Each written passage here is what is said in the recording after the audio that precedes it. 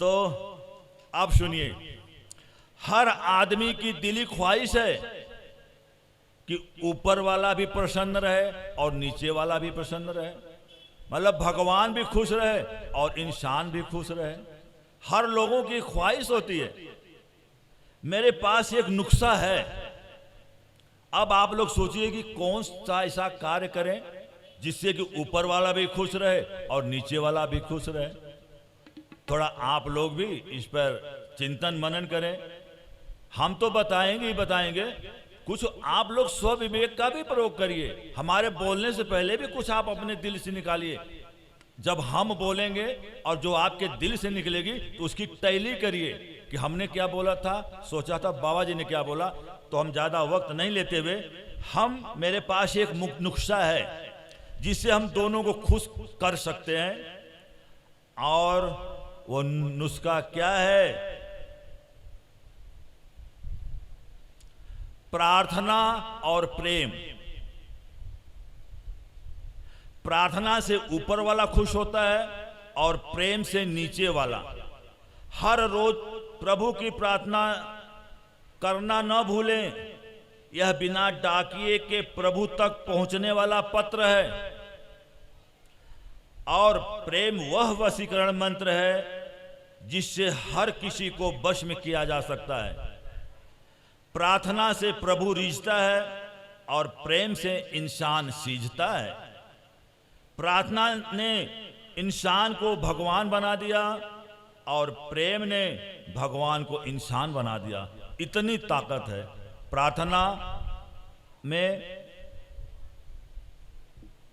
देखिए, एक चीज मैं आप लोगों को और बता दे रहा हूं। लक्ष्मी 3 प्रकार की होती है। अब आप लोग सोचिए, लक्ष्मी भी प्रकार है, बाबा जी निकाल दिया। लक्ष्मी 3 प्रकार की होती है। बहुत ध्यान से सुनिएगा। वो प्रकार मैं आप लोगों को बताने जा रहा हूं। पहला लक्ष्मी, दूसरा अलक्ष्मी, तीसरा महालक्ष्मी। अब मैं एनालिसिस करने जा रहा हूं।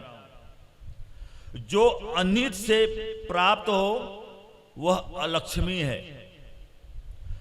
जो नीति से प्राप्त हो वो लक्ष्मी है। जो नीति और रीति से प्राप्त हो वह महालक्ष्मी है। अलक्ष्मी विनाश को लाती है, लक्ष्मी विलास को लाती है और महालक्ष्मी विकास को लाती है। अनित्य की कमाई से अपने पत्नी को सोने का कंगन तो बनवा सकते हैं, लेकिन यह भी मुमकिन है कि इसके लिए आपको लोहे की हथकड़ियां भी पहननी पड़ सकती है। हमारे कहने का भाव यह है कि नेक कमाई ही इंसान को फलीभूत होता है। नेक कमाई का रोटी खाओगे तो आपको पुष्ट करेगा, कपड़ा पहनोगे तो सुंदर लगेगा, तीर्थ करोगे तो आपको संतुष्टि मिलेगी। एक रिक्वेस्ट मेरा आप लोगों को से और है, बहुत ध्यान से सुनिएगा। ये संदेश है, ये मेरा नहीं होता, ये संत परिषद में छनता है तब निकलता है। बहुत ध्यान से सुनिएगा।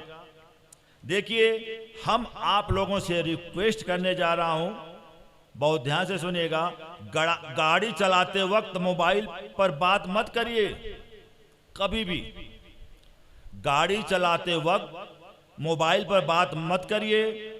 मोबाइल पर बात करते वक्त भोजन मत करिए। भोजन करते वक्त टीवी मत देखिए।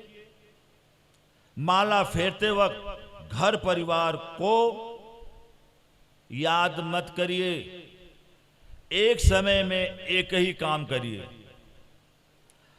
अगर आप 10 जगह गड्ढा खोदोगे तो पानी एक जगह भी नहीं निकलेगा। यदि पानी निकलना है तो गड्ढा सिर्फ एक ही जगह खोदो। आधे अधूरे मन से किया हुआ कार्य सिर्फ मानसिक तनाव बढ़ाता है और ऐसे इंसान की दशा जो होती है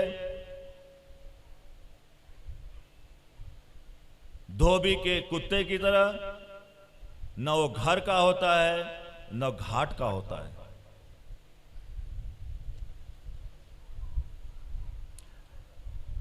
अब एक संदेश और दूंगा, उसके बाद सम्मान की प्रक्रिया शुरू करूंगा। देखिए, सच्चाई के मार्ग पर चलते रहो, सच्चाई के मार्ग पर हमेशा चलते रहें, निश्चित रूप से आप गार्ड बन जाओगे। सत्य सदैव ही सत्य की जीत होती है। एक चीज मैं आप लोगों को और बता दूं, सत्य परेशान हो सकता है लेकिन सत्य कभी पराजित नहीं होता। अगर आप सच्चे मार्ग पर चलोगे तो एक दिन वो आपको गार्ड बना देगा, और बुराई के मार्ग पर चलोगे तो डाग बना देगा। गार्ड का अगर आप उल्टा करोगे तो डाग बनता है। मनुष्य अद्भुत है, वह नर से नारायण और नर से नारकी भी हो सकता है। अच्छी करनी करे तो राम की तरह पूजा जाता है, बुरी करनी करे तो रावण की तरह फूका जाता है।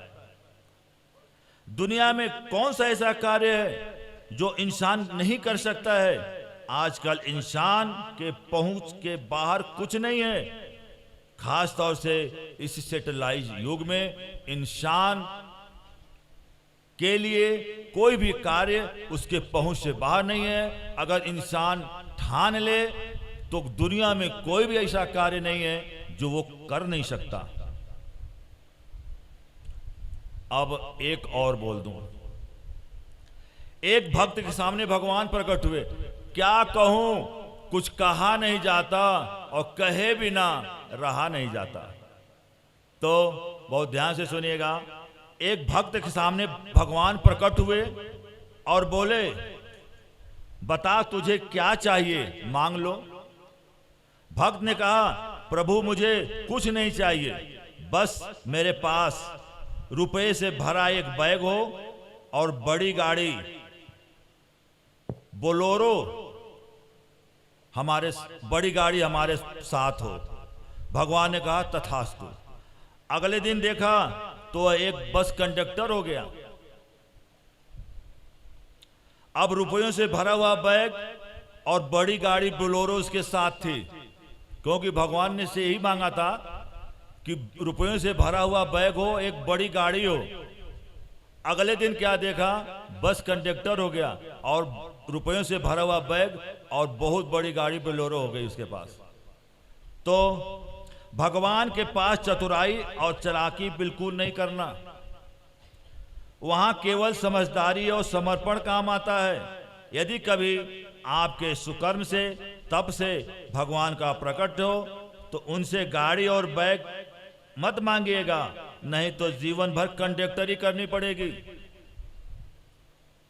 यदि आपको मांगना ही है तो प्रभु से मांगे कि प्रभु आपका दया दृष्टि, आशीर्वाद और कृपा दृष्टि हमारे ऊपर सदैव बनी रहे, और जिसके ऊपर भगवान का आशीर्वाद, दया दृष्टि और कृपा दृष्टि बनी रहेगी उसको किसी चीज की कभी कमी नहीं होगी। अब